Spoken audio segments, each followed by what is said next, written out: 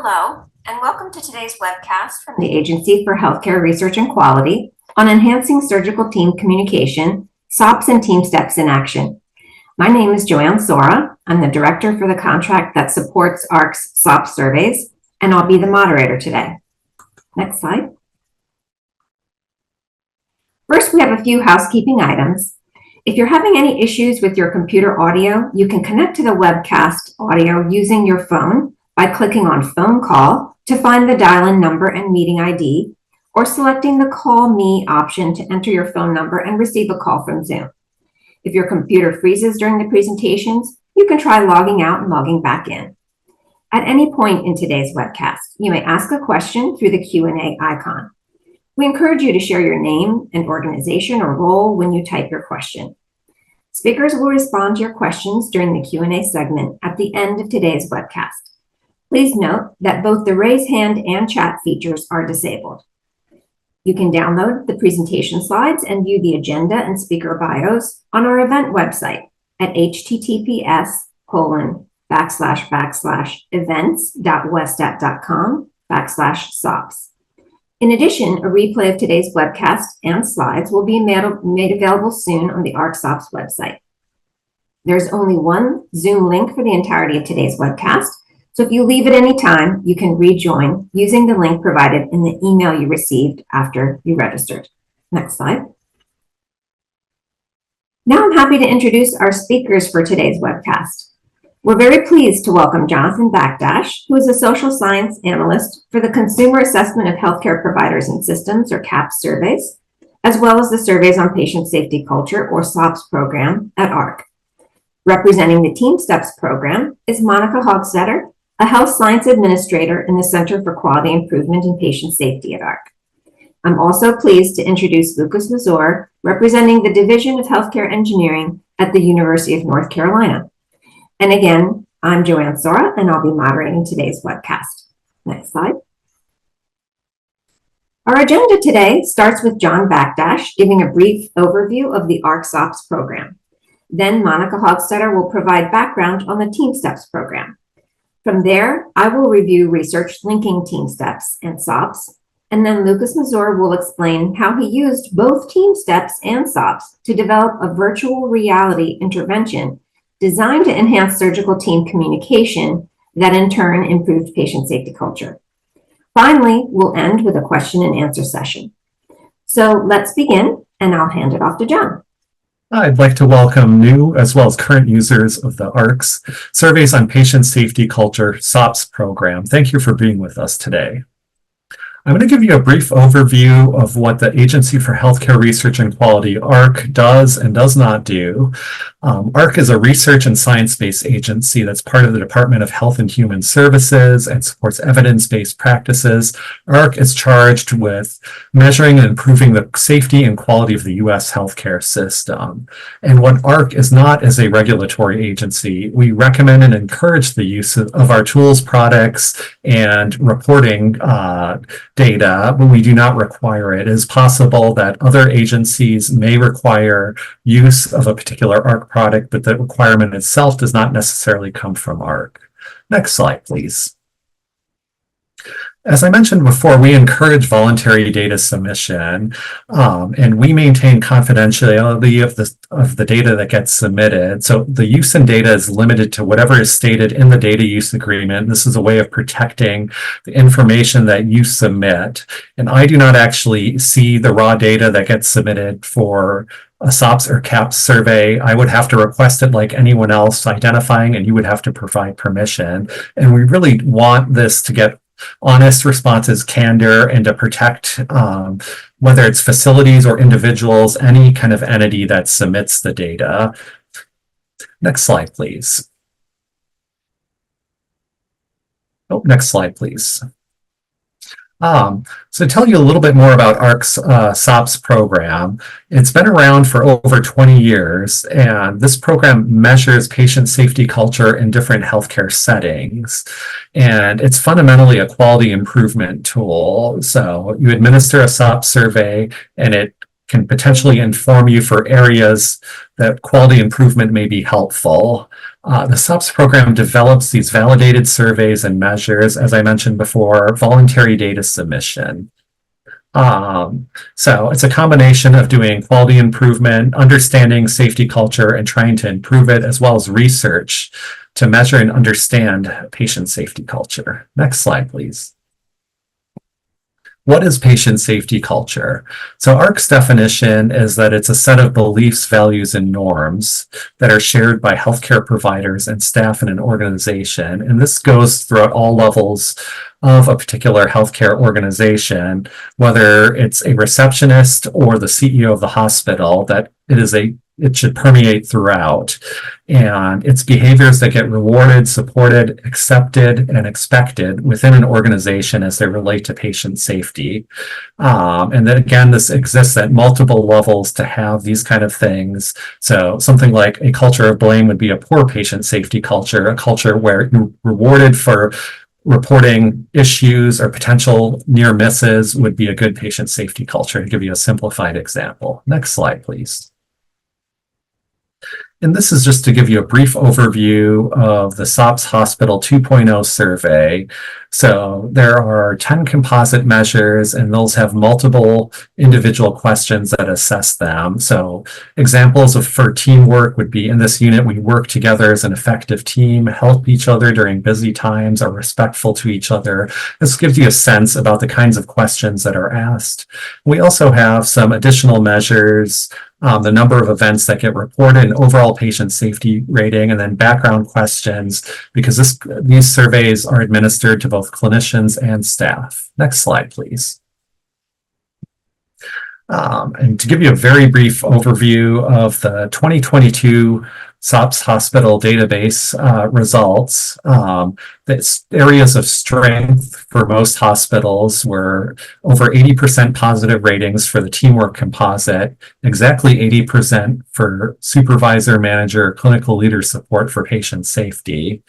And the area for improvement was staffing and work pace, where it was only 51% positive responses. And every submitting entity, in this case a hospital, receives a free private feedback report, and that gives them benchmarks where they can compare to the overall average and see how they're doing. And we also produce a database report that aggregates all this information and has a number of other breakouts, so you can see what the overall pattern of results are. Next slide, please. Next, I'm going to hand it off to my colleague, Monica Hostetter, and she's going to talk about the TeamSTEPPS program. Thank you very much. Thank you. Thank you for joining us today to hear about SOPS and TeamSTEPPS and how these two programs can be used together for patient safety. My name is Monica Hostetter, and I have the pleasure to lead the TeamSTEPPS program at AHRQ. Next slide. As many of you know, TeamSTEPPS is a program to improve communication and teamwork using a broad collection of tools. Originally created in collaboration between AHRQ and the Department of Defense, TeamSTEPPS has been in existence for over 2 decades, serving many healthcare teams. The program has been highly successful over the years, as evidenced by numerous publications and case studies, as well as an abundance of anecdotal stories. Initially, the program was used by hospitals mainly. However, the years of updates and additions made the program applicable to all healthcare settings. The most recent update, in July of 2023, emphasizes active learning to optimize the performance of healthcare teams. And this link here is to the TeamSTEPPS main webpage. For more information about TeamSTEPPS, go to https://www.ahrq.gov/team/program/index.html. Over the years, the TeamSTEPPS principles have not changed. Teams with strong communication, leadership, situation monitoring, and mutual support skills typically achieve superior outcomes, reduce stress levels, and result in more satisfaction from their work and relationships with peers, as well as with patients and caregivers. However, the knowledge, skills, and performance of a team are the foundation of strong continuous improvement efforts. They complement clinical excellence and improve patient outcomes because teams use feedback cycles and clearly defined tools to communicate, plan, and deliver better quality care. Next slide. There are many TeamSTEPPS features worth mentioning. The few things that I would like to highlight are incorporation of active learning strategies, engagement of patients and families, and attention to virtual teams, virtual care, and virtual trainings, which is so common today, and additions of exercises organized for virtual trainings. Next slide.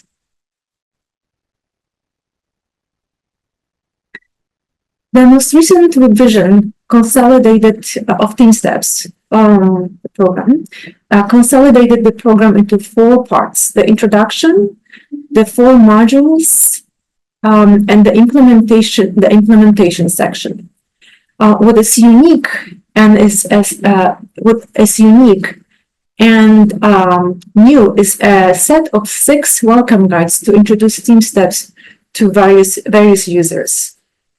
The TeamSTEPPS program also includes the TeamSTEPPS Diagnosis Improvement course, updated packet guide, and the updated app that I highly recommend to use. It simplifies the program, and at one place, it's the entire selection of tools is in one place. The links to all of these resources are embedded into this slide. Next slide.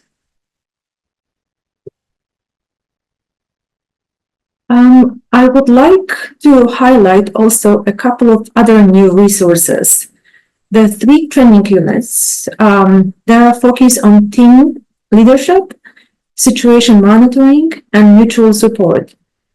Each unit teaches several TeamSTEPPS tools and includes video vignettes of scenarios to replicate a live simulation. And these units are designed for 55 minutes, just about 55 minutes, independent training sessions. And the next slide. All right, last but not least, AHRQ is currently offering diagnosis improvement course trainings at no cost to participants. I hope many of you will consider, and the link to the training page to sign up is included in this slide. Thank you.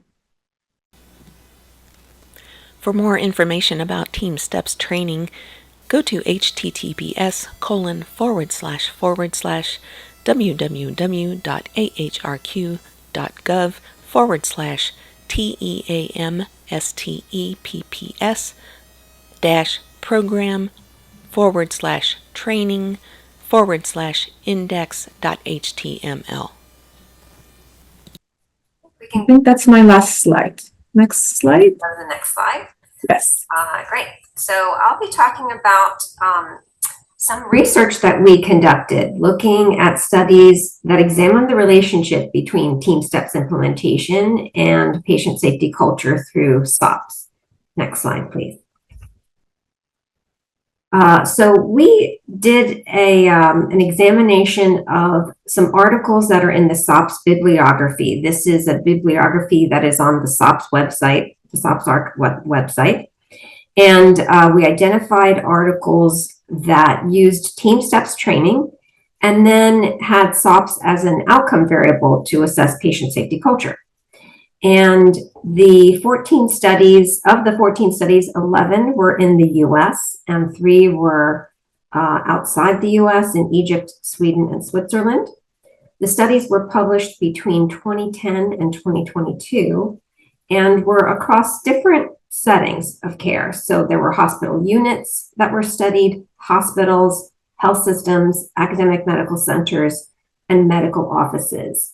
And all of the studies used either the SOPS Hospital Survey 1.0 version or the SOPS Medical Office Survey. Next slide. So of the 14 studies that examined patient safety culture, all of them did a pre and post TeamSTEPPS assessment.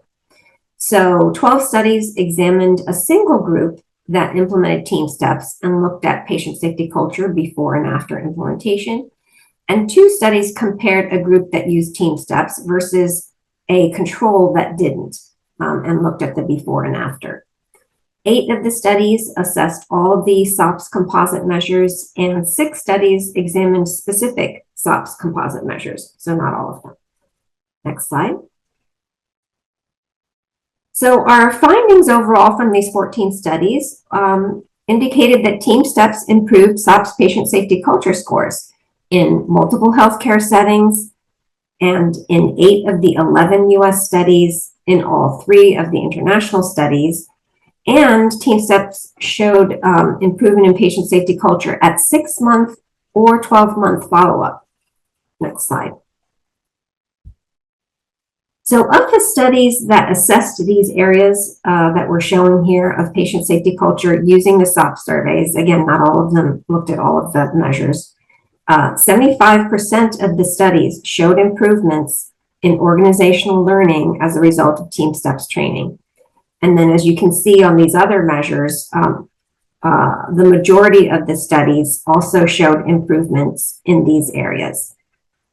So our conclusion really was very positive that TeamSTEPPS implementation can positively improve patient safety culture. And if you download this slide deck, the references for the 12 studies are included at the end of the slide deck. So now I'll pass the presentation to Lucas Mazur. Lucas? Yeah, you guys can hear me okay? Just double checking. Thank you. Yes. All right, perfect. Well, first of all, I just want to thank for this opportunity to be able to share the work that we do here at UNC Health, and especially within the Division of Healthcare Engineering. And I'm most excited to be able to share some of the stories and studies and results that we are getting on utilizing the tools and really kind of heading towards, that improvement that we are all seeking. So next slide, please.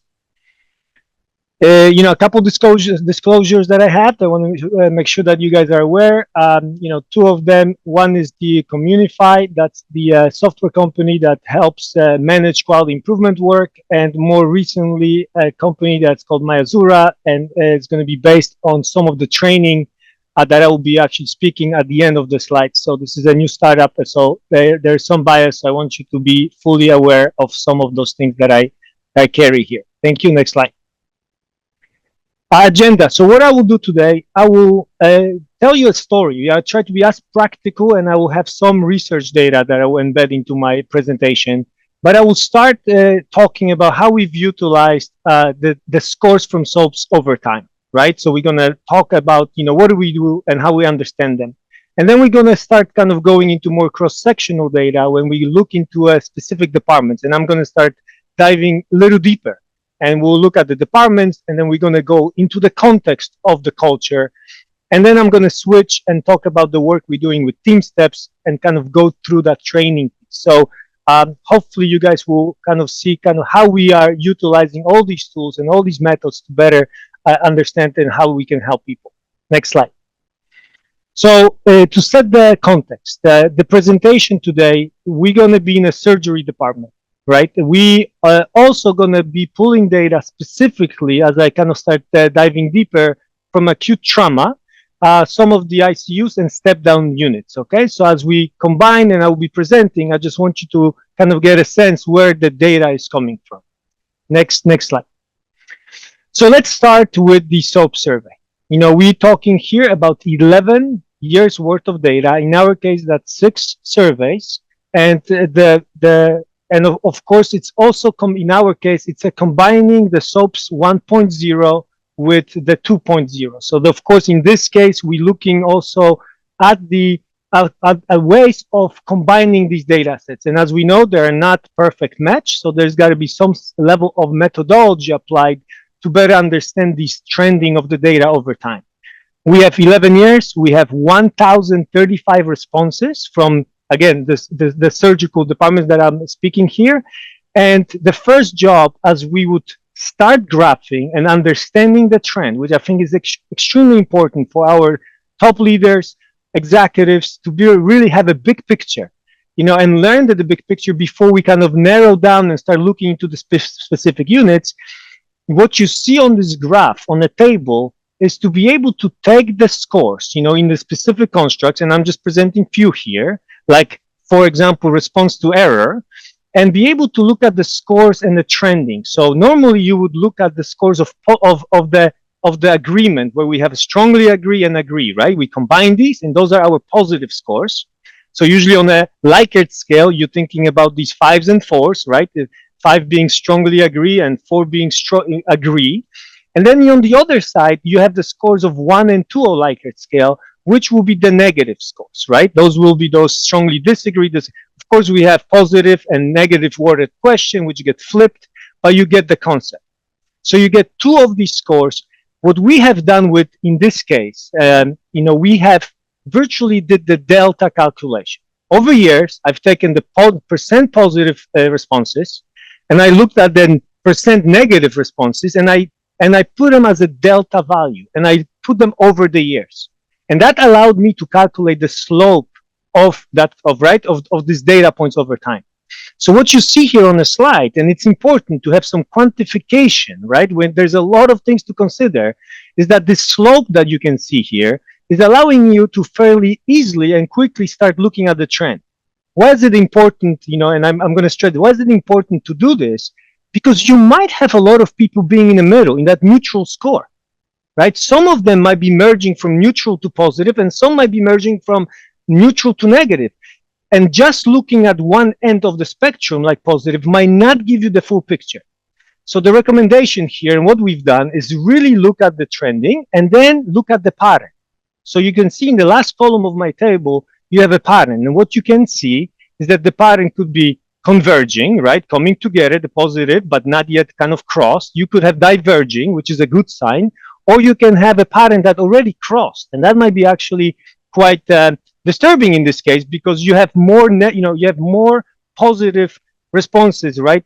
They are declining, and the negative responses are being. So I want to give you a land of this table, but if you look at the context, so what do we get out of it, right? If you do this methodology, and each of you within organizations can decide exactly how you want to do this, but if you look at the key takeaways here, and I'm going to present few, you can see that in our organization, within the surgery department, if we look at the communication, I could say that the response to error, which is, again, if you look at the items, you're really speaking about the blame culture, right? Do we have it or not?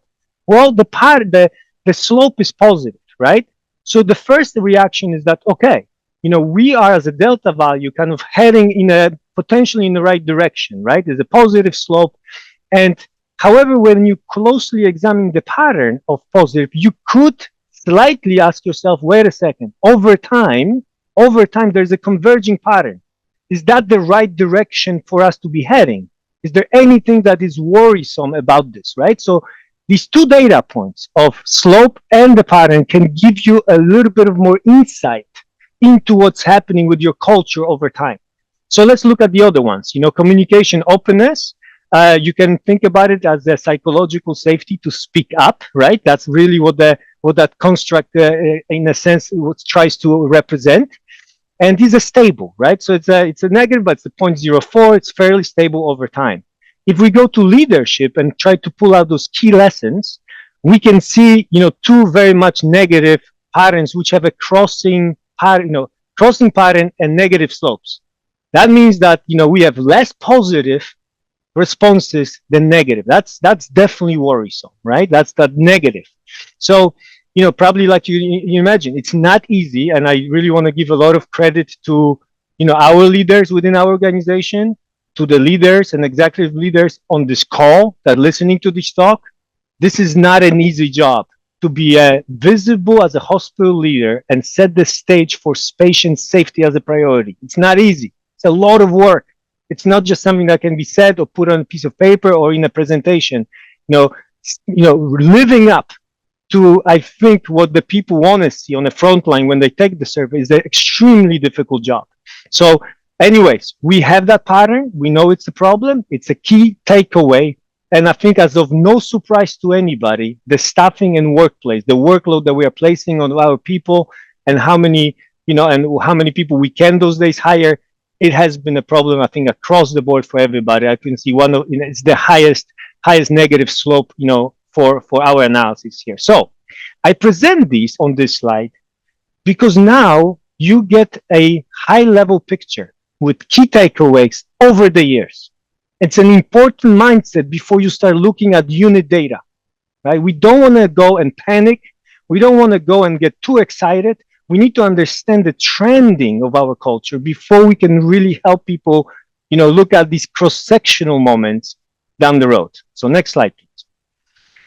So, I got to say this, as I'm going to be heading now towards telling you about the scores of our SOPS survey at the more unit level in a cross-sectional fashion, I do want to say that there are interventions. Each organization is doing a lot of things to improve the culture. In our case, and the data that I will be presenting, one intervention that was a significant undertaking here at UNC was the implementation of tier huddle system. So what is it? So we can maybe see some association between this intervention and some of the scores I will be showing. In this case, under this idea about high reliability, our organization decided to implement this structure when every day, Monday to Friday, including the weekends with some adjustments to this, every single area of this hospital, clinical, the nursing locations, kitchen, chaplain, you name it, everybody needs to have a tier 1 huddle. And in that huddle, they need to discuss, are we ready? How was the last 24 hours? Are we ready for the next 24 hours? Do we have equipment? Do we have the people? Are we ready to go? Is there any concern? Right? That conversation needs to take place. Anything that needs to be resolved at the tier 1 gets resolved. If there are issues that need to be escalated, it goes to tier 2. And in tier 2, that's just, within that morning hours, as this is happening, your directors, your vice presidents, and specific MDs need to be present and do the huddle to say, how can I help you, right? And then escalating these issues, resolving at the tier 2, eventually being able to come to tier 3, and in our case at 10 o'clock every day, with executive leaders getting on a virtual call, listening to the situation awareness of the organization, what's happening, and being able to potentially respond. This is still work in progress, regardless of 4 years of doing this. I had a pleasure with my team to be part of this implementation and really learn a lot. But the idea is that can executive leaders at 10 o'clock, instead of, jumping to another meeting, could they listen and really hang up after this meeting, which is 15 minutes, and say, hey, I'm going to walk down to the unit and I'm going to help. I'm going to write an email and I'm going to call someone. Can I help them resolve an issue, right? So the whole thing, the whole structure I'm presenting, please keep that in mind as I present the results, because this definitely has some association. It's not a cause and effect by any means. There's a lot of going on, but this was a major undertaking in our system. Next slide. So here we go into presenting. We're looking in acute trauma, as I mentioned. A few ICUs and couple of the nursing units. So I combined this. You're looking now at the 2022 results.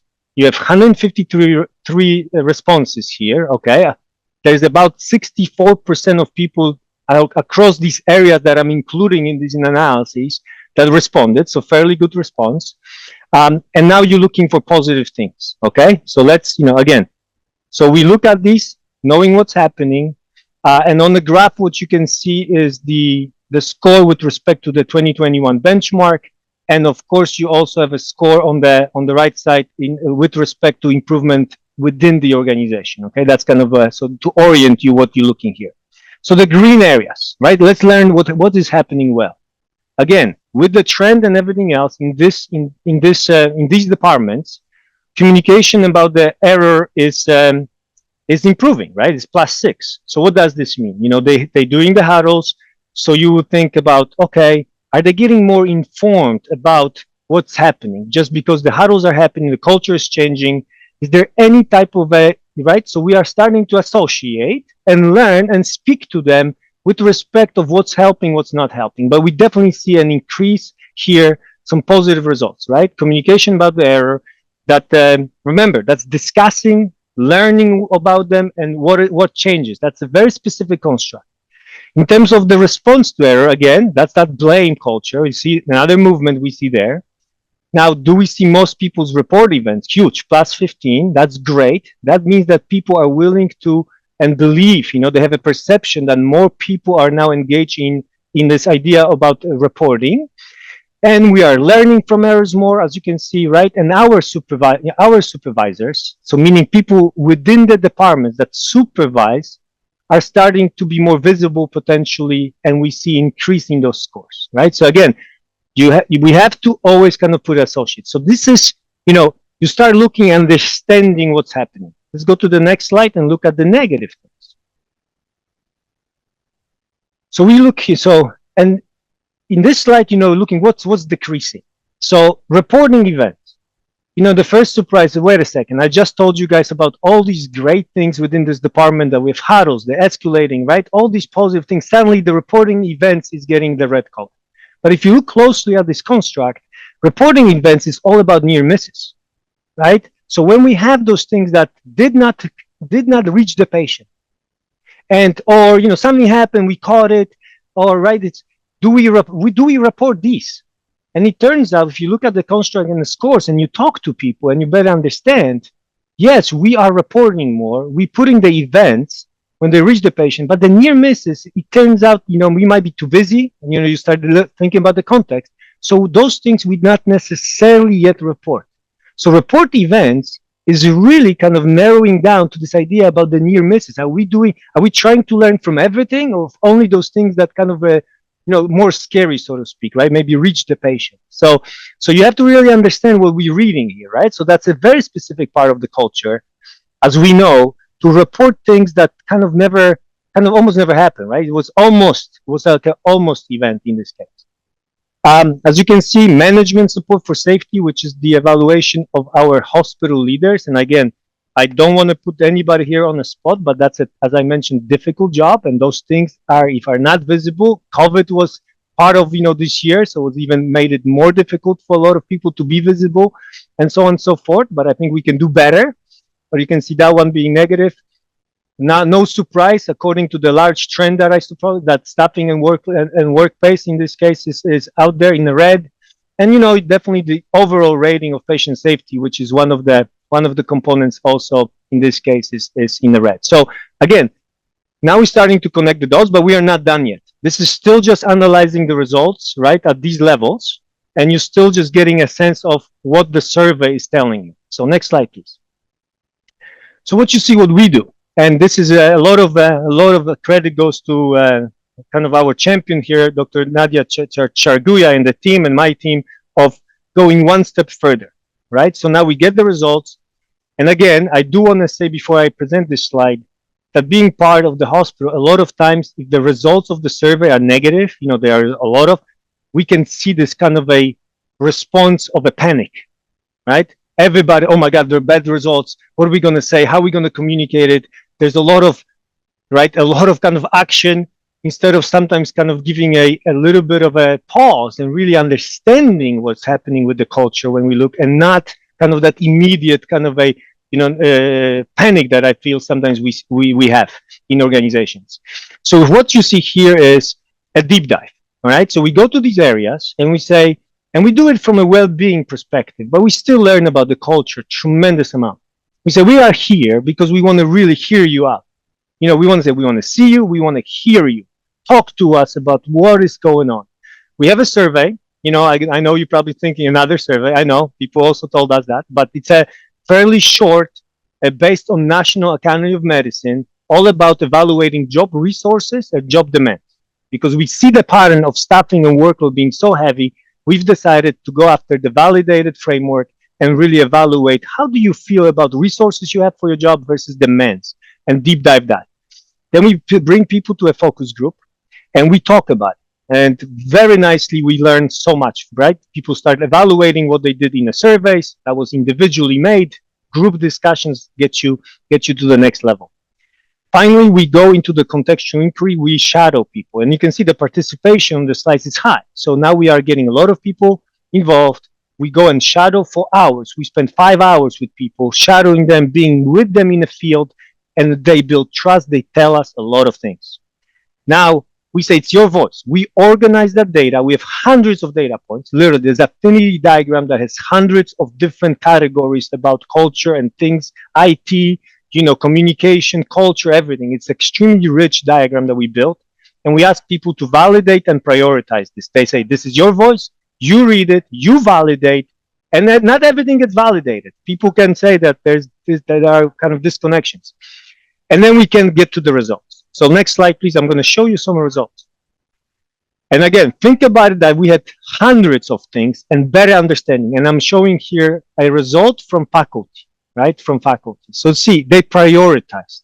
Each of these bullets is kind of loaded, but I'm kind of giving you a high level here. So we want to change the culture. We want to help them, right? We want to help them with their well-being.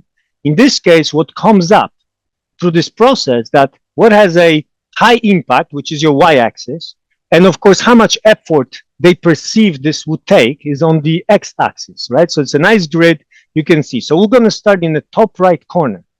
So you can see at the top, the highest impact would be change the way we do in the organization, how we reward people for the work we do, and how we are supporting us in that. So, right, very much about the culture. You also see that there is clearly indication of a high impact for promote the cultural change that we aspire to be, promote it, be more visible, right? Let's do this together. And we also have that there's got to be a change in how we respect leadership in the organization. So they will tell you a lot of great things, and they believe those are the priorities, which is amazing to see this, right? When you do this exercise, those are the priorities.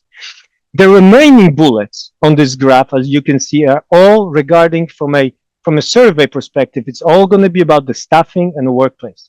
Yeah, the workload is high. We need to improve the efficiencies. We need to improve the, the ISD, which is the technology pieces, maybe hire some people. The concept is help me with the system. System is broken. Let's work on culture, but let's work on the system itself, because the day-to-day operations cannot be run like this. So you do this, you learn more. Next slide, please. So this is, I'm not going to go through, but I just want to show that we do this specifically with faculty members because we are academic center. And then we do this also with others because we want to hear their voice very clearly, right? The nurses, APPs, and the staff. So we do this over, and we want everybody to have a chance to prioritize and tell us what's important for them. Okay, so that happens. This is a program, this is an effort, but now you can see how we are getting deeper into the understanding of the culture in this case. Okay, next slide. So I kind of use this, to give you guys a sense. When you do this, and this is not, I want to, we just ran our survey in 2024, and it's being communicated, and it's a lot going on right now. So I was not, kind of didn't have a permission to kind of show you guys the full results. So what I did, just to kind of show that work, when I took the departments that engaged with us, through the division of healthcare engineering with a strategic alignment of our quality teams and well-being teams, and I kind of put some of these departments that went through it, went through this process with us. And so there's about 323 responses, that I've kind of combined into this one graphic. We use a new platform those days. I just wanted to show you some of the results because we are really moving. So what you have here on all the way on the right-hand side is against the benchmark of 500 bed hospitals, right? So it's not the improvement from last, but we do. Overall, there's a great improvement. We had some really good results over the years here at UNC, so which is really encouraging. But I want to show you exactly that in terms of this communication, right, what I showed and how we've done these things, you can see some significant, right, some significant jumps. I mean, 9% overall, 29%, right, according to you, when you look at you're benchmarking yourself with respect to here, 70, 77, 73, 74, that's a good chunk of people, I would say, that's starting to mark your survey strongly and agree. That's pretty nice. You're starting to see some of these shifts, right? So it's possible. And I'm kind of, I will do more analysis as we just got the surveys, released. and I'm going to try to publish work and definitely share with you guys of what we exactly are finding. But that's kind of here. So we're getting to this point. This is how we've utilized SOPS, combining it with the well-being program and really spearheading that work. So next slide. Okay, so I'm switching topics for a second. If we're going to switch to TeamSTEPPS, so now we're shifting the gears, and I'm going to talk about how we've utilized that tool to also learn as much as we can about behaviors and how this potentially relates kind of to the culture overall. So next slide. I think this was very well described what TeamSTEPPS is, but I do want to introduce that for our work, we have utilized a TENS tool, which allows us to quantify while observing how people are utilizing the concepts and the tools of TeamSTEPPS, right? So again, we're going to be evaluating. I'm going to be showing scores for communication, leadership, situation monitoring, mutual support. So it's a validated tool that's out there. We didn't create it. We've used it as we felt that was as a good opportunity for us to quantify some numbers. So next slide. I do want to mention that I had to modify the scale. So again, for some of the folks out there that do research, you would be like, red flag, you can't just change the scale. I have to just justify when we were sending medical students, year 1 and 2, that would love to be in ORs, as you can imagine, and observe because they don't have access to year 3. And overnight we've recruited about 60 students or so with help. We've done testing, and it was very difficult to kind of use this scale from 0 to 4, because when you get to that level, when you say observed and acceptable behavior, and then you try to kind of open one more, which is the validated tool, that it's kind of accepted, but you have to for this nuances. Medical students not having enough experience had difficult time kind of utilizing the full scale of 0 to 4. So we've simplified it from 0 to 3. So I just want to be very clear that there's a modification. You can see what behaviors are being evaluated for each construct. And this is where students go through training before we release them to the ORs, right? So they go for a couple hours of training with us. They learn how to use the tool. They practice on different things, and we believe that they are ready to go. So let's go to the next slide. So what you see, it's a busy slide, but we went and observed 101 operations. So the students would walk into the OR, they would be instructed, everybody kind of knew that the student is there, and the surgery will go on, and we collected the data of saying, what are we observing with respect to these behaviors. So now what you see on the x-axis here is the score, right? So as we talked, 2 is the observed and acceptable, 3 would be exceptional, right? And you go down. So when you see at the results, what I want to point you, if you look at the results, you can see that there's averaging around 2.1, right? So those are acceptable behaviors. And you would expect that. Our people are great. They are professionals. You would definitely believe that they can utilize, you can see a lot of these behaviors. And you can learn now. There are definitely some significant differences here. You can learn, what we are better at, or maybe little where we could improve, what we could strengthen. But overall, the message that I'm trying to send just today is that we've observed acceptable behavior on TeamSTEPPS, and our organization have been investing, for many years in this, and we are actually making another big investment currently into this. So that was the message. So let's go to the next slide.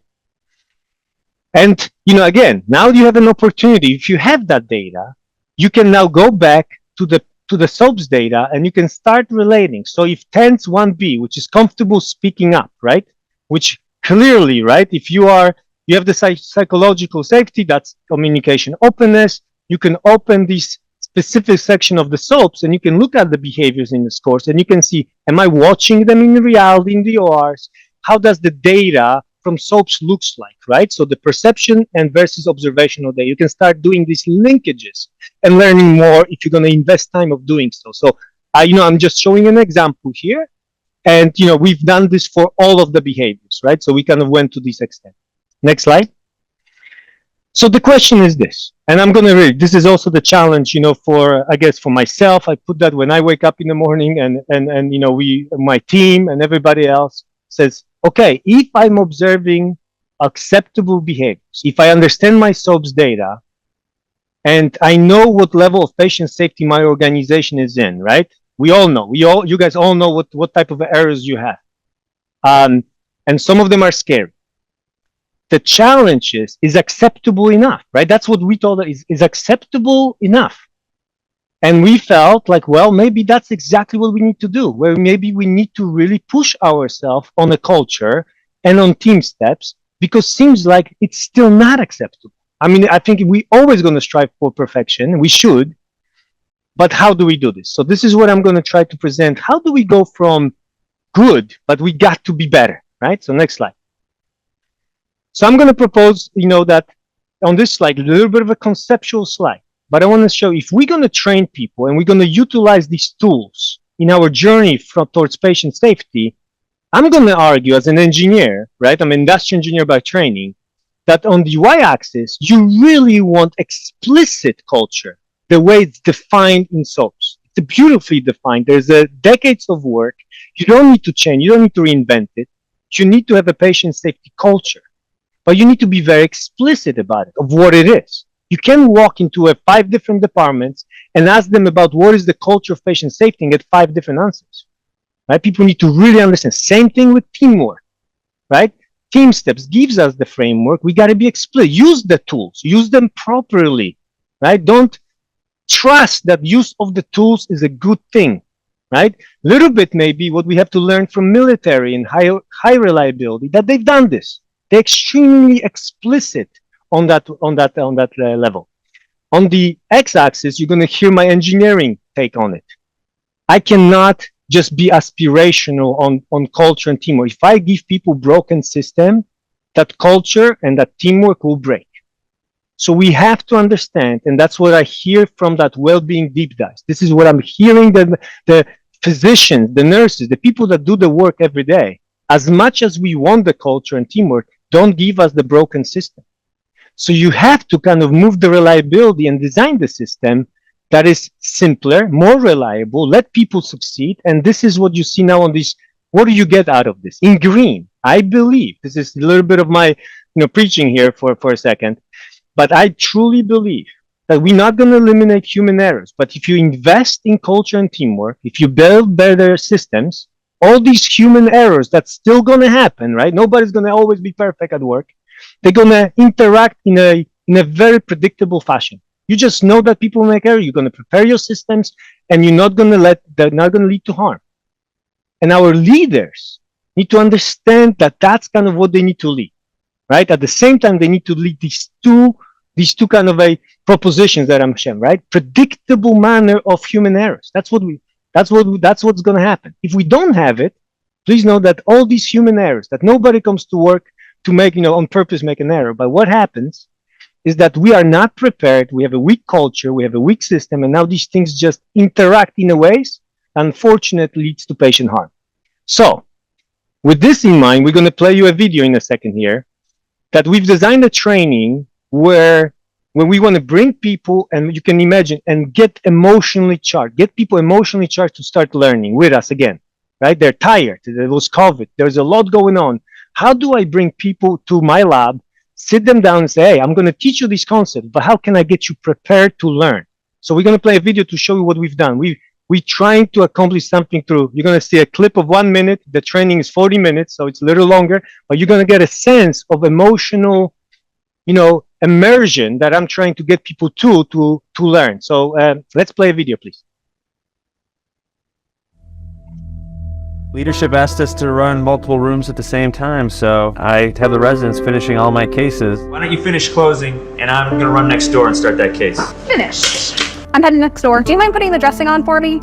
Yeah, but I'm a traveler that just started and don't know how you do things here. Any complications? Nope. Be next door if you need me. Does this drain look okay to you? It's filling up pretty quick. No pulse, no pulse. Code blue, start CPR. We need some help in here. Give the patient blood. The's no blood in the room. Do we even have a type and screen? Can we get a pulse check? Time of death, 14:05. Wait, I'm sorry, what? Complications? Ma, I don't understand. This was supposed to be a routine. what happened? Mommy's home! You're so busy lately, just working all the time. I'm exhausted. Look at the picture! I'm okay. You saved me. Yeah, thank you for playing the video. So what I want to tell you is that why you see it in this little different shape, it is virtual reality, right? You kind of put some and you immerse yourself deeply into this. You can be the resident in this video, you can be the attending, you can be the patient, you can make yourself feel from a perspective of the person who's truly right. If you need to look at it from a family perspective, you can put yourself there, right? And you can be immersed into these ideas. And there's a lot of things we can explain using the video in terms of culture and teamwork and tools. So we grind you through it, right? And what I want to show is that I've ran a little experiment. This is one of the papers that we just submitted also. So it's hopefully it will get published very soon. But the people that came to our lab and did the training with us, and this is, grabbing the surgeons. And what you see on the graph was the baseline scores, that 101 observations. Then you have these triangles, which is control group. We went back to watch people that did not get the training, again, ranging in the same 2.1 acceptable behaviors. And what you can see is the people that left our lab after training. And I want to give credit. If you get people motivated, they will move. They went and they were superstars. They want to be superstars. They want to do better on using tools. They want to do better on teamwork. They wanted to kind of do better because you motivate them, and they will. They're human beings, and everybody, I believe, has the urge to be better. But I think we got to do better in terms of how we even promote and we aspire people to get there. So very encouraging results. Small sample, this is definitely more work needed, but you can see the shift, right? Getting to, on average, scores 2.5. So people moving to that more excellent behaviors, which, that we hope. So that's, next slide, please. So in conclusions, I'm going to wrap it up. So what is my message I'm sending today? I think number one, start always with take your scores over time. Look at that data. Look at the patterns. Don't jump to conclusion because you have a cross-sectional number, new report, and announce, defeat or win. Put it in perspective, number one. Number two, look what is within units. When you start having conversations about the culture within units and people that live there, yes, of course, you will see some positive and negative results, year to year and so on. But be careful. Just look at it. Take time to say, I see you. I hear you.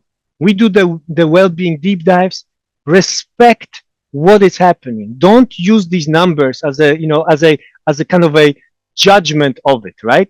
Take your time. Number four, if you invest in TeamSTEPPS, one way of doing it is go and observe the behaviors. There might be a way of scoring them and keeping track. This could be done on samples, but I think one of the better ways of understanding what's happening and how we use our TeamSTEPPS training and how we use the tools, are we really implementing, is to go and see it as well. So that could be a good way. Motivate people to change. Believe in them, that they're good people. They come here, they want to do really great. Help them, motivate them. And, change is hard. It's going to take PDSA to get there. But I do want to encourage everybody to be optimistic. This can be done. And I think we get a lot of support from AHRQ and Westat, the colleagues on the call, building tools, building training for us to really go there together. Next slide. This wouldn't be possible without many people. As I get to talk about all this great work, I'm just privileged to have this opportunity to share, but so many people to thank within our institution. I'm listing only few that, related to this talk. Dr. Marks, Cherguya Greenberg, she's the chair in surgery. Dr. Raz, she's phenomenal. She leads the quality and safety committees in surgery. We have Daryl Johnson, who's the trauma program director. Tom Ivester, who runs our quality programs kind of at the medical center. And, I do want to, and I'm giving them little smiley face and hearts to my team, that without them, this would not be possible. So Emily and Jennifer, and if you guys are on the call, thank you so much. Students that work with us, and all our teams, we have OQE team members, risk management, our leadership. And finally, I do want to thank for some funding for research that I received from UNC Innovation Center. So thank you, thank you, thank you. And I believe that is my last slide. All right, thank you very much. We're going to move to the Q&A portion of today's webcast. So next slide, please. Well, first of all, thank you, John and Monica and Lucas, for your great presentations. You shared a lot of really helpful information about SOPS and TeamSTEPPS and the use of both of these AHRQ tools. As a reminder to our participants, you can ask a question through the Q&A feature shown here. Look for the Q&A icon, and we encourage you to share your name or organization or role when you type your question. If you joined late, a replay of today's webcast will be posted on the AHRQ SOPS website in a few weeks. And while we're waiting for you to submit your questions, we're actually going to start with a few questions that we received during the registration process. So just to begin, this is a question for Monica from Thomas Sharkey. What additional information is there about TeamSTEPPS resources, and where can I find them? I tried to provide the links to the TeamSTEPPS main page and then some of the sub pages in the presentation. I can also drop the main link into the Q&A box if you would like me to. But I think that your first stop is the main website, the main TeamSTEPPS website. It contains the entire program. I think it's fairly self-explanatory. I would suggest that if you are a new to TeamSTEPPS, someone new to TeamSTEPPS, you go to the guides, and that should help you to orient you to the program, and then you have the material and the curriculum material, the tools, and all that. It's all on the website. So I'm also happy to share my email address at the end. If you have any specific questions, please do email me. Okay, thank you. And you mentioned this TeamSTEPPS app, and I know Dr. Mazur was saying that he has downloaded it. Can you say a little bit about the TeamSTEPPS app? Sure. So the app, it's something similar to what we've had before. It has now been updated to the new TeamSTEPPS 3.0, and the app is essentially the electronic version of the packet guide with all the tools, with the main tools, with the main modules, and it's a quick check-in of what's what do I want to do for communication and what do I want to do for leadership. Does that help? Yeah. Yes. Thank you. Sounds Sure. great. Yes. Next question is for Lucas. How did you decide on the elements of TeamSTEPPS to use? Right. I mean, in our case, I'm gonna have to kind of go back to when you look at the trending of the data over time, and I'm going to relate it exactly to the presentation today. I think that's important to really understand the data over time, right? So if we look at the SOPs and relate to TeamSTEPPS and what we're going to really start, maybe digging in and what we want to train, as all of them are really important, right? It's not like you can truly just choose few, right? You really need to work on all of those. But I think what I would like to kind of highlight from my talk today, if you really look at it, there will be the specific linkages, right? That you can really say where to invest. If I'm an executive leader and I really need to have a vision for improvement, how do I make that decision? And in this case, right, I think that's what I'm highlighting through this talk. There are possibilities of using the data, being as objective as you can, really to make the strategic decisions of the investment within each of the constructs that it's been there, right? Huddles, as you can imagine, was a lot of investment into a communication, right? And how we do that, about where we talk about errors, and at the same time, really enhancing at each tier, there are the managers and directors. And you saw that in a score that improved. So the investment by the intervention itself kind of dictates maybe where you make the investment. So thank you. Okay, great. I think the next question is from Monica, from Betty Jo Crawford. I guess one year someone from AHRQ came to an AHRQ conference and taught us TeamSTEPPS. And can you do that again? Is there any TeamSTEPPS training that AHRQ is providing? And I think you spoke a little bit to this. Yes, so we just did undergo training for TeamSTEPPS 3.0, and that has completed. We've reached the number of sites that we could within the budget. We still have the training for the diagnostic improvement course. So if you are interested in improving diagnosis in your organizations and improving the teamwork of the diagnostic team performance, then I would highly consider attending those one of those sessions. And the training information is again on the website, and it's in the set of slides that had been presented. We don't have currently a training that we go out to specific organizations, not at the moment. However, as I said, there is a possibility of virtual training on diagnostic course if you wish. Okay, great. Next question is for Lucas. This is from Cass Stevens, who describes herself as a TeamSTEPPS enthusiast since 2007. And she's a translation on improvement scientist. She's asking, since nurses run the system, how have you involved the nursing perspective and leadership? Yeah, very much. On my team. So not only I love the question, and I have definitely experienced this over my career. That it's true. The nurses are extremely engaged. And they are a very powerful group, right, in any organization, because really, at the bedside, this is where the work really is being done.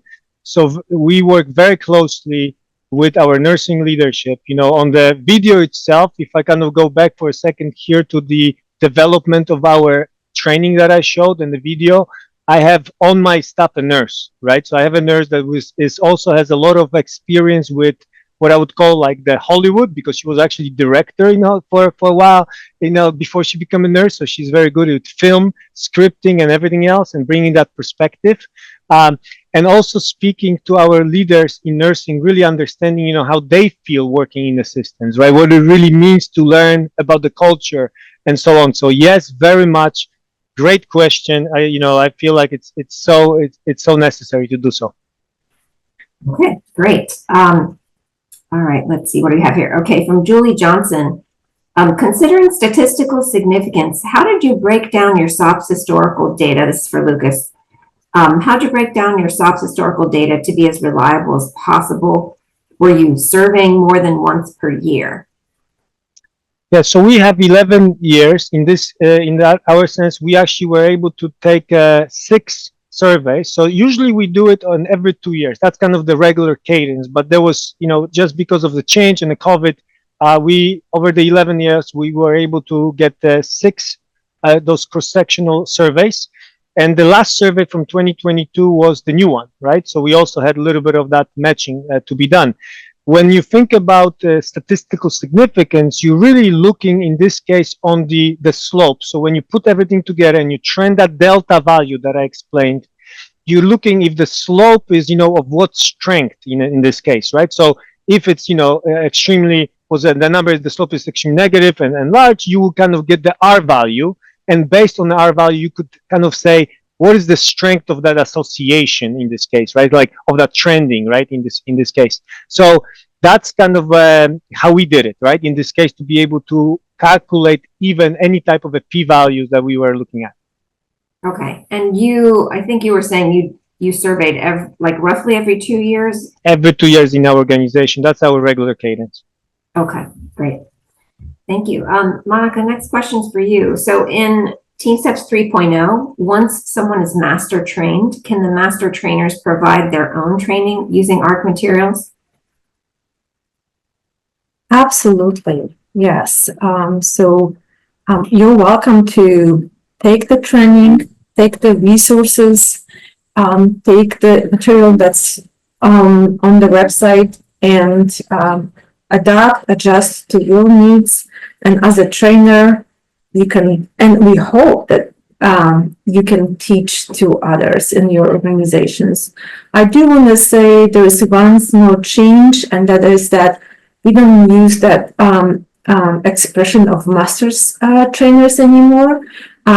We either have experienced trainers or new trainers or trainers in general. So that's just a tiny change, but we encourage people to learn, train themselves. The material is fairly self-explanatory, and then train others. Okay, great.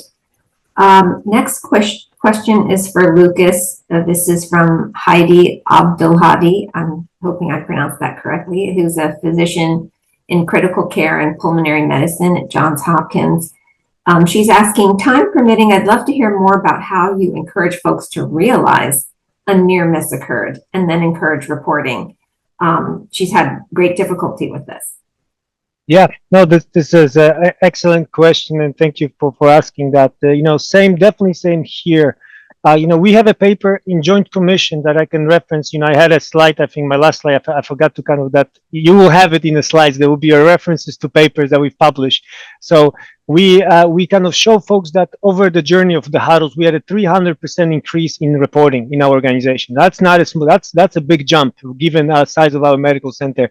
And so we did realize that we needed to see. We don't have, events and harm, that's one, but we definitely got people to report more. Now, in a journey, what was difficult? We have to recognize, again, looking at the people are very busy. If you have a reporting system to risk management, in our case, who oversees the reporting, if that is cumbersome, if there's 10 clicks and it takes too long, you have to understand that design of the system is going to dictate that people are going to say, you know what, I'm providing patient care, I'm very busy, there was a near miss, but I just don't have time to go and log into that system, click 20 boxes before I can put anything. That's not going to work. You got to make, and we made it simpler. We got it, we eliminate clicks. We got it to the point. If it's a near miss, do you really need all that extra information, right?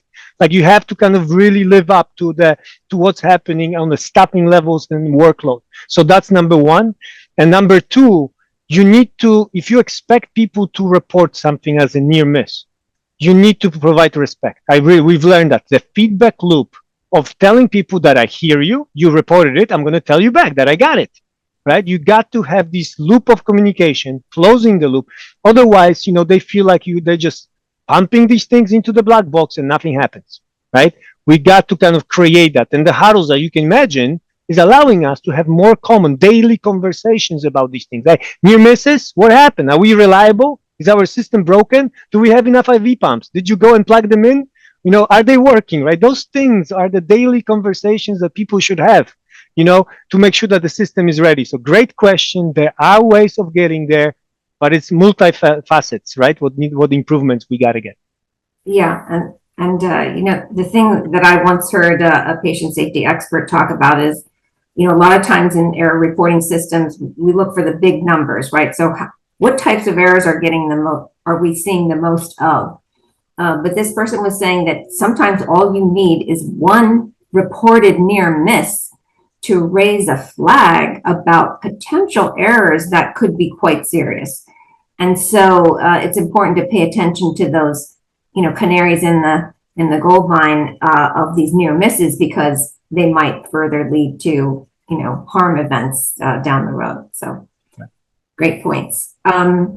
Next question is for Monica from Cass Stevens. How do the AHRQ and AJ TeamSTEPPS programs compare? HAA, they use AHRQ's resources to build their site and their training. So their training is based on TeamSTEPPS principles and tools. And I think that the main difference, it's not so much in the content, but it's that it is, they will train you on TeamSTEPPS for a fee. They do also have a few additional videos and a couple of other resources, but I think that most of them have been adapted from the AHRQ's library or from the AHRQ's resources. As I said, they do provide training to small and large teams, and they do a great job in training others on TeamSTEPPS resources and tools and concepts. Okay. And I think you previously mentioned that there are other more regional entities that also provide training using the AHRQ tools as well. That's correct. The best way to find folks who can train on TeamSTEPPS is just essentially Google. And Google will bring up the closest to you places and far away, but there is a number of them out there. And to the best of my understanding and knowledge, they all do a great job on training. Great. Lucas, next question is for you from Vivian Go. In our hospital, how can we enhance and strengthen the staff's awareness on culture of safety? Yeah, I mean, it's, so let's kind of step this probably through multiple layers, but the one that you saw in the presentation that I want to emphasize, I need to start there regardless, right? Your executive leaders, I want to start there because it's so critical. And you can see even in our case, this is still not there. It's a very important, it's a very difficult job, but comparing to other high reliability organizations, and please know that I travel, I went to the airlines, I went to the gas and oil industry. I invited these people to come to my division, give talks and learn from them as much as we can and do the, vice versa. And the idea about, strengthening this without your top executive leaders understanding how to what to do on a daily basis, how to be present and truly make people believe that patient safety and teamwork are their priorities. It's just number one. If I had to choose anywhere to start, I would always choose there, right? And then there's tons of work to be done, tons of work. Of course, it's a hard job, but that would be my first place. If you can have any dent in your organization to really get your top executive leaders to understand their role and how they can help, and you can there go slow. You can pick the tools, you can choose your strategies, you can get the huddles, you can do whatever. There's many ways of getting the journey, but do it with them. I think that's where you're going to see the biggest return on investment, right? So that's my one answer to a very large question, as you can imagine. Right. Thank you. I'm wondering also if you can say a little bit more about how you developed that virtual simulation training, and tell us a little bit more about what was involved in that training. So what did the surgeons and the surgical teams get trained, and who was trained, and how, and what did they experience when they went through the training? Yes, happy to share. So this is fairly fresh. We stumbled on it. Please know that about 2 years ago, again, I gave a very big thanks to the Innovation Center at UNC here that gave us, a little bit of money and say, I had this idea, and I do want to say I went to a conference about 3 years ago, and I was placed in a virtual reality as an elderly woman, and I've been mistreated. Okay, so I went, and some other company was developing and showing how we can train, and I felt awful. It was a 20-minute experience that I was in bed, I was forced medications, I was, I believe I'll see my family, I would want to get up, and all these things that I was even to experience through the patient or observing the situation. After 20 minutes, when I took that VR, it shocked me so much. It carried me for so long, that experience that I had, and almost, of this situation, that I said, I got to do something about it. So it came there. I came back to the UNC. I wrote the little grant, and I said, so then I looked for people. We found Shona, the nurse, right, that had the experience. We found students. We went on the weekends, literally on the weekends and after hours. We brought the crew, and we wrote the script with everybody. We felt about how do we take the culture pieces, how we take the teamwork pieces, how do we put it together. And it took us a while, right? We worked hard for about 6 months to develop this video that, in a virtual reality. And then we wanted to test it, right? And in our lab, we bring the person, there's a pre-brief, which has to be properly done. Then you kind of sit down, you allow the person to experience the video. And one of the most important parts for the research we've done is the debriefing, right? Talking about what did you learn? Let's talk about it, right? Let's kind of talk about your experience here. And that's where you can connect the pieces of the culture. You can connect the pieces of the teams, of the team steps and the tools that are being used, show them when it was not properly used, and then ask people before they leave in this process, is that what are you going to do better? What are you going to do better based on this training, right? And that's what I was so impressed with the results, because I truly believe people went out there and they just want to do better after this. So great kind of initial study, great experience, and the immersion. So I want to emphasize the immersion, the experience at the deep level, I believe gets people to learn better. I mean, you guys can judge it, through your experiences, but I think there's something very magical if you can grab their hearts and then you can teach them the concept that we have in front of us. And the individuals that went through the training, what were their reactions or responses to participate? Yeah, so we had the folks, we have people crying.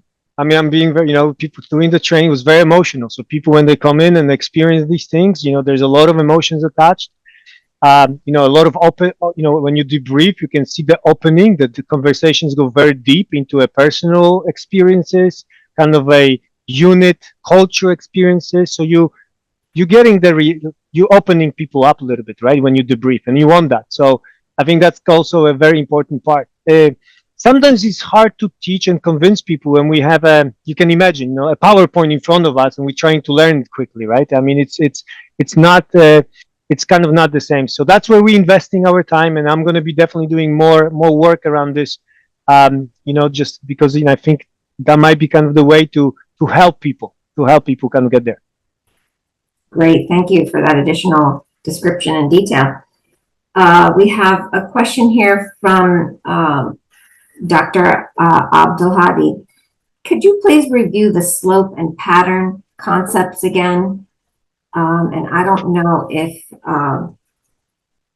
Mike, we can find that slide, but if you want to that concept. Mm-hmm. Yeah, I can really quickly. So, the easy way of thinking about it, the way we've calculated the slope, if you look at the SOPS survey, the questions are on the Likert scale, right? I mean, not all of them, but most of them, right? There's some open-ended and so on. But if you look at the Likert scale, it's going to be from strongly disagree, right, to strongly agree. And the way the scores are often presented to us, and what we look at these, when you kind of open up, depending which platform you use, you'd see the agreement score, which is a lot of times shown as yellow, as green, but that's a combination of agree and strongly agree. Those are combined and show you how many people agree here, right, in a positive manner. So that's your positive scores. You can combine them and see percent of people that actually were in these two scores. And then you have the negative scores, which is strongly disagree and agree. That's kind of your red score, if you may. And when you calculate the delta, you're going to say each year, I'm going to kind of look at how many people I have on the positive side and negative, and you're just going to do the delta. You're going to, you're going to take that this minus that, right? So you have a one score. And when you plot these scores over time, the delta scores, you'll be able to virtually use any Excel or any other software that you can then and just get your slope, and you will get with the slope you will get the R square value, which will allow you to kind of look how strong is this slope with respect to the data points over time. So that's what we do, and what I mentioned, what I like is that in that methodology, if you do both, you kind of taking into account that there might be people in a neutral that can sit or can move year to year. So it's allowing you to kind of get a little bit of a deeper sense of what happened of those people that, kind of scored 3, which is the neutral score. So I hope this helps. I'm happy to, again, there will be a paper coming out, I think within the next few weeks, where we spell out this methodology very, through the paper. Okay. And I hope this helps. It definitely does. And as we said, if you download the slides, there is a slide for the references that we had looking at the relationship between TeamSTEPPS and SOPS. And then there's also a slide that has Dr. Mazur's references as well. Another question here for Lucas. When choosing a team leader, what are the main points you look for to maintain patient safety? Goodness, that's I will welcome, that these are really, I have to kind of look at, I have to say that I'll give you my maybe a little bit of my personal answer here, if you guys don't mind. I don't want to speak right for the UNC Health. You know, there's a lot of HR and there's a lot of people that do this professionally. So I don't want to step on anybody's toes. So I'm going to be, I'll give you a little bit of my perspective. You know, that the way I view it. But I like to think about, you know, looking for the leader is the folks that, you know, will commit to that explicit fashion that I explained. And what I mean by this is that if we agree, even within my division of healthcare engineering, you know, me as a leader of this team, you know, and I have about 4 faculty members, I have about 4 PhD students, 20 graduate students that kind of we work on a regular basis. What I try to say is that if I say there's a culture, right, that here within our division, and I can explain to you what is explicit about it, right? I want you to see if you're going to buy into that idea, right? We can always modify. I want you to challenge it and get better. But I'd like to think about the leader who understands that there are culturally, there are concepts, and there in teamwork, there are also tools that are good tools. Think about the pilot, and I'm going to just maybe digress for a second. But you want the pilots in the airline industry to do the checklist in a very specific way using specific language. When you sit on that plane, you hope that these folks understand the culture of safety. They're going to use the teamwork tools to do the checklist in a proper way. It's not just any way. It's going to be a very specific way of what I call, and you repeat, and what words we use. All of this matters for the safety of the, right, of the crew and everybody else. So when I select the leader, I talk to people a lot of times, says, do you understand that concept, that this is not just fuzzy concept? It's actually, it's a very specific, explicit way. Can you lead that? Can you help me lead that? So, you know, that's kind of one nuance, right? That is very important in my way, because I just don't want to see that culture of patient safety as we go across the hospitals is just different everywhere, right? Every corner you take, there are different tools, different ways. I'm not saying that we have to be completely standardized. I like innovation and they should have their own ways. But as a concept of the culture, I think there is some sort of level of unity, right? How we think about it. So maybe that, I hope I helped a little bit with your question. Yeah, and I think your engineering perspective is helpful, right? Because certainly in engineering, you're not replacing just any old parts and any old process, right? It's very specific, and so we can try to implement that in our human interactions as well, to be more precise with that communication and the TeamSTEPPS tools as well as the SOPS tools. One of the things that you said, which I think is also helpful for health systems to know, is that you didn't just only administer the survey and do TeamSTEPPS, but as follow-up to the survey, you did focus groups, and then you did some, what you were calling validation of the findings from that. Can you talk a little bit about those next steps? Because I know some health systems really there's so much work involved in ramping up the survey, administering the survey, getting the feedback out, and some action planning, that some of them don't go to that next step of that deeper dive. And can you say how that benefited your understanding of the culture and communicating that? Yeah, and this is a great, you know, we've had, because of the crisis, right? I think a lot of healthcare systems, you know, recognize that the burnout is extremely high. You know, people are leaving the profession. You know, the suicide rates, specifically in surgery, are just scary in terms of what is happening. So there's a lot of really, really significant issues here that need to be undertaken. So when we think about really reviewing, and I will speak to the surgeon, that was kind of the talk I had with the surgical departments. This is an extremely real problem, right? The last surgical conference, 2 years in San Antonio, we had a speaker that opened up in front of everybody, right? In front of all these people, and talk about, you know, how she was depressed, how she, you know, about the problems, about colleagues, and they opened up a room. I was at the conference. I walked into the room. It was a large room with, you know, hundreds of pictures of people that in the last years committed suicide. Surgeons committing suicide. I know I'm being a little dramatic here, but like, I want that this is real. There were pictures of young men and women with families, and beautiful families. And as you walk through the room, you realize how real is this problem, right? How important is the culture of what the SOPS has, the elements there, teamwork, right? So I'm connecting the dots, because for me, being able to pay respect to what we measure, and be able to go understand it is where we work very hard with Nadia Charguya to open the well-being program, to bring kind of the NAMS framework, to really go and deeper, but do it in a sense, not in a kind of a layer. We go deep. That's why we call it deep dive. And I want to tell you, yeah, it is an investment. I hired a lot of students in my division to go help, but it's not a rocket science. It doesn't have to be expensive.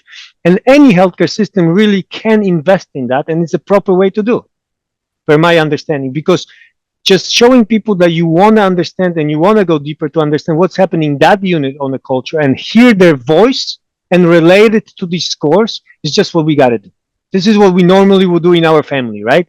If we have conflict with this, when we talk to our kids and in our marriages, we have to talk this through. And I'm almost, relating that's just paying respect, pure respect to what we do with these surveys, right? That's what we do. So, thanks to our leaders for investing in this program. And we learned so much about this. And please know that we have tons of papers coming on this. There's already one that spells out the methodology that came before COVID.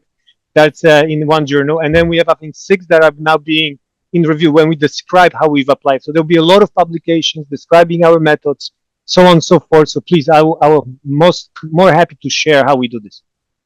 That's great. That'll be very helpful. And the SOPS program does have workplace safety item set that now includes questions on burnout, turnover intentions, and actually addressing workplace aggression. So we've seen in this last data submission from the hospital database that more and more hospitals are using that item set just to assess the well-being that we're talking about here about the healthcare workforce. So let's see. I think we have time for maybe one more question. Okay, this is for Lucas from Cass Stevens. It is very powerful to connect TeamSTEPPS to SOPS. Give those administrators the dashboard they need. Can you offer your protocol to replicate? People are kind of interested in that, and perhaps your publications will address this question. Yeah, I'm very much happy. Please, ping me on either email or LinkedIn, whatever you prefer. I would love to work with other folks that would be doing these linkages between SOPS and the TENS tool in this case. I actually, as we were developing this talk, those are the nuances and kind of granularity that maybe were too much to present, in 30, 40 minutes.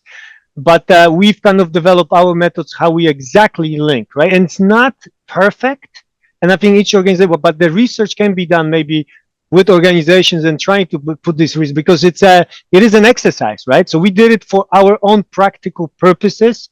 I'm happy to share that, but I do want to say it's not perfect because the constructs and linkages between, validated construct and items that are on SOPS and TeamSTEPPS, that's science. I mean, this has to be done properly if we're going to generalizable use of the tools. So I just want to kind of warn folks that when I do share this, it's going to be, kind of maybe more a little bit of a practical use at this stage. Great. Well, we're coming up toward the end of our time here. I just wanted to open it up to Jonathan Backdash or Monica Hawks there. Are there any other comments or anything that you'd like to say? I would just like to say that what makes the video so impressive is that it conveys the emotion, and the training is just so engaging rather than passively reading off a slide. So I really appreciate what you've done that and being able to connect with training in that way. That is a very clever way of doing it. Thank you. Likewise, yes. A fantastic example of collaboration and teamwork. So thank you. And I just want to encourage everyone to look at the TeamSTEPPS side for the diagnosis improvement course and other resources that can help. Thank you. Wonderful. All right. Well, Mike, if we can go to the next slide. I just want to thank everyone for attending today's webcast. A brief webcast evaluation will pop up when you close out. And please take a moment to provide us with your feedback, and it helps us improve our offerings and future events. Thanks again for joining us, and this concludes today's presentation.